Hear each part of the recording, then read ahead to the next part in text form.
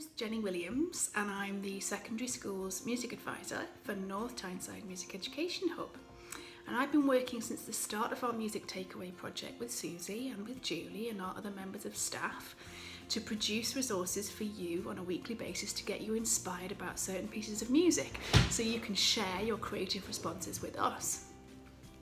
This week, obviously, is a little bit different. Our theme, which we're taking through right to the end of half term, is the theme of heroes, and more specifically, writing a song related to that theme.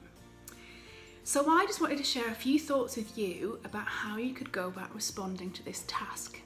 Because I'm imagining that some of you might be thinking, you want me to be a songwriter. What is a songwriter? How can I become a songwriter? Rich, famous pop stars write songs.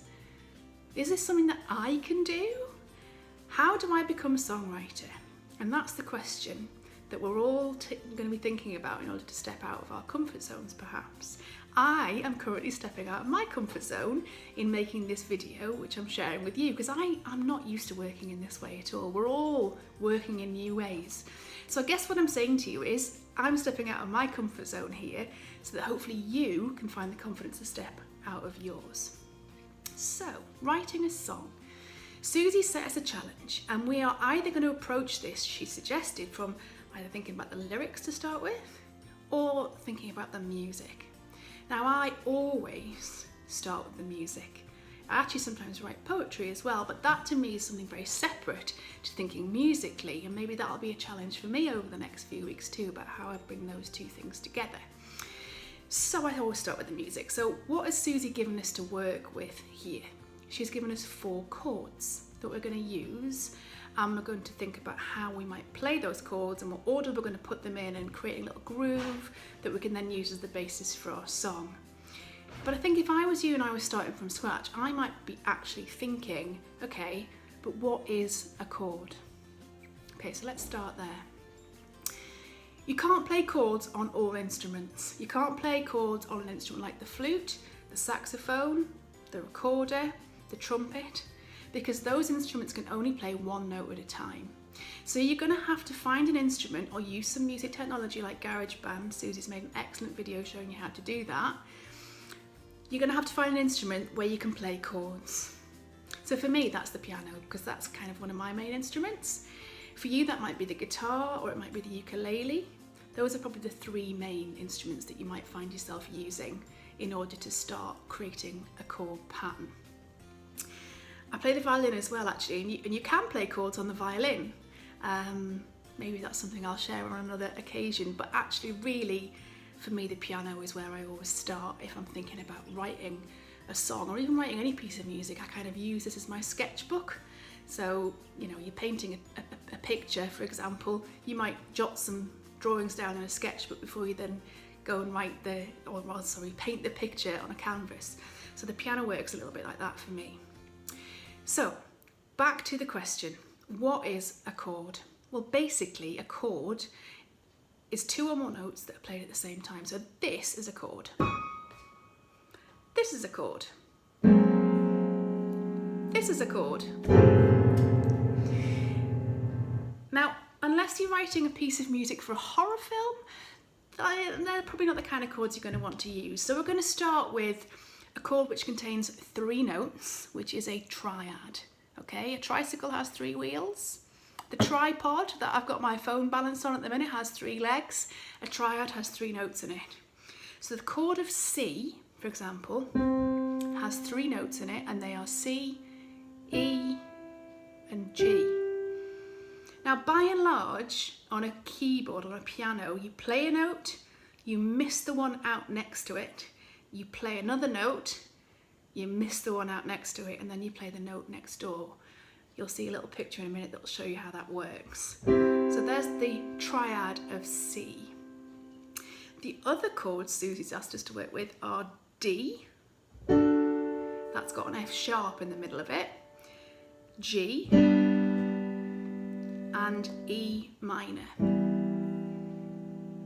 Now, there's something in songwriting called the 4-chord trick, which is essentially that you take commonly used chords and you play them kind of in any order, and you've kind of got an instant chord sequence, and most pop songs are based on either 3 chords or 4 chords that just kind of go round in a circle like that.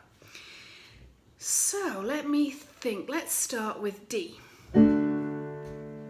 Now I've added in a bass note here and I'm playing them in a slightly different order, so already you're kind of thinking, yeah, easy for you to say. So I've got D, I've got C, and I've got G. Okay, they sound nice, but how did I do that? Here's a simple tip. With your left hand, you want to play what we call the root of the chord. So just play a G, sorry, got it wrong. See, it's okay to make mistakes. You start with a D, you just play the D in the left hand, and then the C, and then the G, like that, okay? Then I play the triad in my right hand. So there we go, there's the D triad. So we've got with the left hand note, and then the C in the left hand, and the triad in the right hand, and then G, and the triad in the right hand. I actually changed the order of the notes around, and I'll show you that again in a picture, which you'll see in a second. So then I've got D, C, G. Now there's actually a really famous song that actually uses those 3 chords. And it just repeats for the entire song, it doesn't change.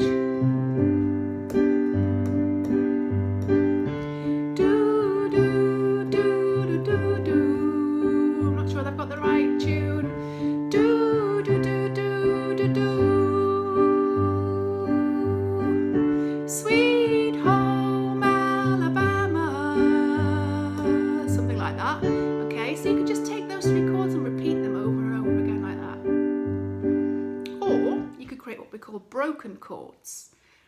That's a good thing for them to be broken. Don't worry, it's not scary. It's not like, you know, dropping your little sister's iPad on the floor and then everything going wrong. So I'm going to start with my D chord again, and I'm going to take just 2 notes from that triad and just play them like that, one at a time. So it gives the sense of the chord without playing it as a triad. So you could have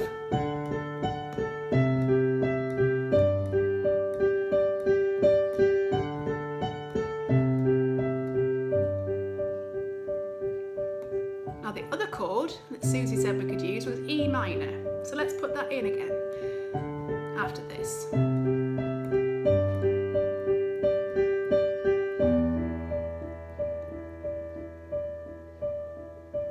Now the D doesn't actually belong to that chord, but I've left it in and it sounds quite nice. So at this point, I might just start to jot down my ideas and write down, I'm going to use these chords in this order, and I might then try a broken chord.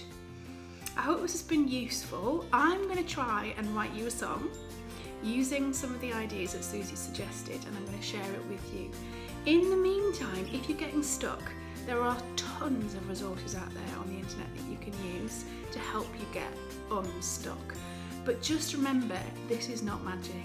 This is not something that only people who are songwriters can do.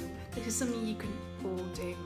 And maybe you might be better off collaborating with somebody else in order to do it. So find someone else in your house maybe who would like to get involved. They could write the words and you could write the music. That's how Elton John did it.